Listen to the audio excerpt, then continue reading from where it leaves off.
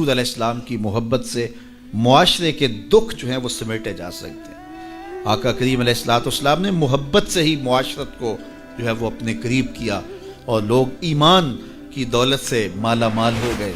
وہ ایک بچہ آیا نا اپنی ماں کے لیے لباس لینے کے لیے، اور پہلے وہ گیا اپنے چچا کے پاس، اس کی ماں بیوہ تھی اور اس کا لباس پھٹ گیا تھا، اور وہ اپنے چچا کے پاس گیا تو اس نے دتکار دیا۔ ماں نے اس کو روکا تھا بیٹا نہ جانا، لیکن اس نے کہا کہ تیرے بدن کے اوپر جو لباس ہے وہ بھی پھٹ گیا ہے اور جگہ جگہ سے جسم جھلک رہا ہے، تو میں اپنے چچا سے آپ کے لیے لباس لے کے آتا ہوں۔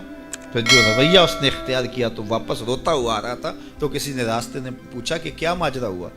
اس نے کہا چچا کے پاس گیا تھا ماں کے لیے لباس لینے، اس نے تو لا کے بھیج دیا۔ اللہ اکبر۔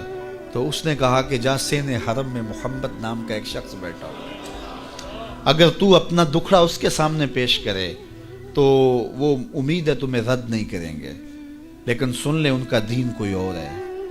اللہ اکبر۔ اپنے ماں کے پاس آیا تو ماں کو کہا کہ چچا نے تو لا کے بھیج دیا، لیکن آپ کی حالت مجھ سے دیکھی نہیں جا رہی۔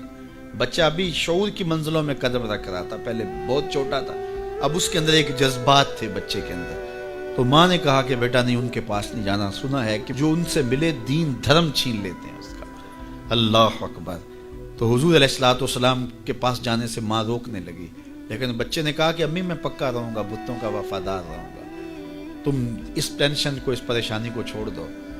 اور حضور کی خدمت میں حاضر ہوا۔ حضور صحن حرم میں چادر اوڑے بیٹھے ہوئے تھے، اور جا کے کہنے لگا میں پہلے بات آپ سے کر لیتا ہوں، آپ کا دین میں نے قبول نہیں کرنا۔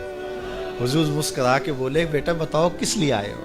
کہا میری ماں بے لباس ہے، میں آپ سے لباس لینے آیا۔ حضور نے چادر رحمت اتار کے اس کے کندھوں پہ ڈالی۔